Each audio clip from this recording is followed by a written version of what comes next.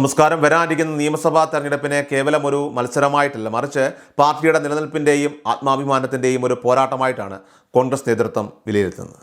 കഴിഞ്ഞ തവണ കൈവിട്ടു പോയതും ഘടകകക്ഷികൾ മത്സരിച്ചതുമായ 3 പ്രധാന സീറ്റുകൾ ഇത്തവണ എന്ത് വില കൊടുത്തും തിരിച്ചു പിടിക്കണമെന്ന നിലപാടിലാണ് ഇപ്പോൾ KPCC. ഈ മണ്ഡലങ്ങളിൽ കോൺഗ്രസ് സ്ഥാനാർത്ഥികൾ തന്നെ മത്സരിക്കണമെന്നത് പാർട്ടിയുടെ ആത്മാഭിമാന പ്രശ്നമായി മാറിയിരിക്കുന്നു. കേവലം സീറ്റ് വിഭജനത്തിനപ്പുറമായിട്ട് നിയമസഭയിൽ കോൺഗ്രസിൻ്റെ അംഗസംഖ്യ ഗണ്യമായിട്ട് വർദ്ധിപ്പിക്കുക എന്ന കൃത്യമായ ലക്ഷ്യത്തോടെയുള്ള രാഷ്ട്രീയ നീക്കങ്ങളാണ് ഇപ്പോൾ അണിയറയിൽ നടക്കുന്നത്. ഹൈക്കമാൻഡിൻ്റെ പൂർണ്ണ പിന്തുണയോടെയാണ് ഈ സീറ്റുകൾക്കായിട്ട് പാർട്ടി അവകാശവാദം ഉന്നയിക്കുന്നത്. UDF മുന്നണിയിലെ പ്രധാന ഘടകകക്ഷിയായിട്ടുള്ള കേരള കോൺഗ്രസ് ജോസഫ് വിഭാഗവുമായുള്ള ചർച്ചകൾ ഈ സാഹചര്യത്തിൽ ഇപ്പോൾ അതീവ നിർണായകമാണ്. കഴിഞ്ഞ തവണ ജോസഫ് വിഭാഗം മത്സരിച്ച 3 സീറ്റുകൾ ഇത്തവണ കോൺഗ്രസ് നേരിട്ട് ഏറ്റെടുക്കണമെന്നതാണ് പാർട്ടിയുടെ ആവശ്യം. കഴിഞ്ഞ തവണ തങ്ങൾ മത്സരിച്ച 10 സീറ്റുകളിലും ഇക്കുറിയും അവകാശവാദം ഉന്നയിച്ച് PJ ജോസഫും സംഘവും രംഗത്തുണ്ടെങ്കിലും മാറിയ രാഷ്ട്രീയ സാഹചര്യം അവരെ ബോധ്യപ്പെടുത്താനാണ് കോൺഗ്രസ് ഇപ്പോൾ ശ്രമിക്കുന്നത്. ജയസാധ്യത മാത്രം മാനദണ്ഡമാക്കി സീറ്റുകൾ പുനർവിഭജനം ചെയ്യണമെന്നും വിട്ടുവീഴ്ചകൾക്ക് തയ്യാറായി മുന്നണിയുടെ മൊത്തത്തിലുള്ള വിജയത്തിനായിട്ട് ഒത്തുനിൽക്കണമെന്നുമാണ് കോൺഗ്രസ് നേതൃത്വം ജോസഫ് വിഭാഗത്തോടെ ആവശ്യപ്പെടുന്നത്. സീറ്റ് വിഭജനത്തിൽ മാത്രമല്ല, മണ്ഡലങ്ങൾ വെച്ചുമാറുന്ന കാര്യത്തിലും കോൺഗ്രസ് ഇത്തവണ പ്രായോഗിക രാഷ്ട്രീയം പുറത്തെടുക്കുന്നുണ്ട്. ഇതിൻ്റെ ഭാഗമായി മുസ്ലിം ലീഗുമായി നടത്തുന്ന ചർച്ചകൾ വലിയ പ്രാധാന്യമറിയിക്കുകയാണ്. ലീഗിൻ്റെ പാരമ്പര്യ കോട്ടയായിട്ടുള്ള തിരുവമ്പാടി സീറ്റ് ഇത്തവണ കോൺഗ്രസ് ഏറ്റെടുക്കാനുള്ള ആലോചനകൾ സജീവമാണ്. പകരം പട്ടാമ്പി സീറ്റ് ലീഗിന് നൽകുന്നതിനെക്കുറിച്ചുള്ള ചർച്ചകളും പുരോഗമിക്കുന്നു. പട്ടാമ്പിയിലെ വിജയസാധ്യതയെക്കുറിച്ച് ലീഗിനുള്ള ചില ആശങ്കകൾ പരിഹരിക്കാൻ കോൺഗ്രസ് നേതൃത്വം നേരിട്ട് ഇടപെടുന്നുണ്ട്. ഇത്തരത്തിൽ തന്ത്രപരമായിട്ടുള്ള സ്ഥാനചലനങ്ങളിലൂടെ UDFൻ്റെ ആകെ സീറ്റുകളുടെ എണ്ണം വർദ്ധിപ്പിക്കാനാണ് നേതൃത്വം ഇപ്പോൾ ലക്ഷ്യമിടുന്നത്.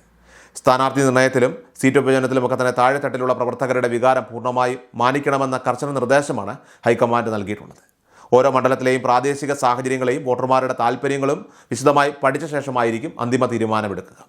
ഗ്രൂപ്പ് താല്പര്യങ്ങൾ മാറ്റിവെച്ച് ജയിക്കാൻ കഴിയുന്ന മികച്ച വ്യക്തികളെ മാത്രം അണിനിരത്താനാണ് KPCCയും ആഗ്രഹിക്കുന്നത്.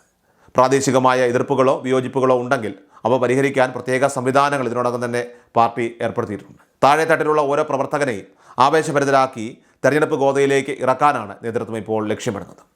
മുന്നണിയെ നയിക്കുന്ന പ്രധാന ശക്തി എന്ന നിലയിൽ ഘടകകക്ഷികളെ ഒന്നിപ്പിച്ചു കൊണ്ടുപോകാനുള്ള വലിയ ഉത്തരവാദിത്വം കോൺഗ്രസിനുണ്ട്. സീറ്റ് വിഭജന ചർച്ചകളിൽ ഉണ്ടാകുന്ന തർക്കങ്ങൾ പരിഹരിക്കാനും മുന്നണിയിൽ ഐക്യം ഉറപ്പാക്കാനും KPCC അധ്യക്ഷനും പ്രതിപക്ഷ നേതാവും നിരന്തരമായ ഇടപെടലുകൾ ഇപ്പോൾ നടത്തിവരികയാണ്. ഓരോ സീറ്റും വിജയത്തിലേക്ക് നയിക്കുന്ന ചവിട്ടുപടിയാണെന്ന തിരിച്ചറിവിൽ അതിസൂക്ഷ്മമായിട്ടുള്ള കണക്കുകൂട്ടലുകളാണ് ഓരോ ഘട്ടത്തിലും ഇപ്പോൾ പാർട്ടി നടത്തുന്നത്. മുന്നണിയിലെ ഓരോ കക്ഷിക്കും അർഹമായിട്ടുള്ള പരിഗണന നൽകുന്നതോടൊപ്പം തന്നെ കോൺഗ്രസിൻ്റെ കരുത്ത് ചോർന്നു പോകാതിരിക്കാനുള്ള ജാഗ്രതയും നേതൃത്വം പുലർത്തുന്നുണ്ട്. കേരളത്തിലെ രാഷ്ട്രീയ ചരിത്രത്തിൽ വലിയൊരു മുന്നേറ്റം ലക്ഷ്യമിട്ടാണ് കോൺഗ്രസ് ഇത്തവണ പോരാട്ട വീര്യത്തോടെ നീങ്ങുന്നത്. ഓരോ സീറ്റും കോൺഗ്രസിന് കേവലം ഒരു സംഖ്യയല്ല, മറിച്ച് ജനവിശ്വാസം വീണ്ടെടുക്കാനുള്ള ഒരു അവസരമാണ്. ആത്മവിശ്വാസത്തോടെയും വ്യക്തമായ പ്ലാനിങ്ങോടെയും മുന്നോട്ട് പോകുന്ന UDF സംവിധാനം കേരളത്തിൽ വൻ വിജയം കൊയ്യുമെന്ന ഉറച്ച വിശ്വാസത്തിലാണ് നേതൃത്വവും പ്രവർത്തകരും. ഏതായാലും അന്തിമ സ്ഥാനാർത്ഥി പട്ടിക പുറത്തു വരുന്നതോടെ സംസ്ഥാനത്ത് വലിയൊരു രാഷ്ട്രീയ ചലനം ഉണ്ടാകുമെന്നും അത് UDFന് ഭരണത്തിലേറാനുള്ള വഴി തെളിക്കുമെന്നും രാഷ്ട്രീയ നിരീക്ഷകരും ഇവിടെ വിലയിരുത്തുന്നു.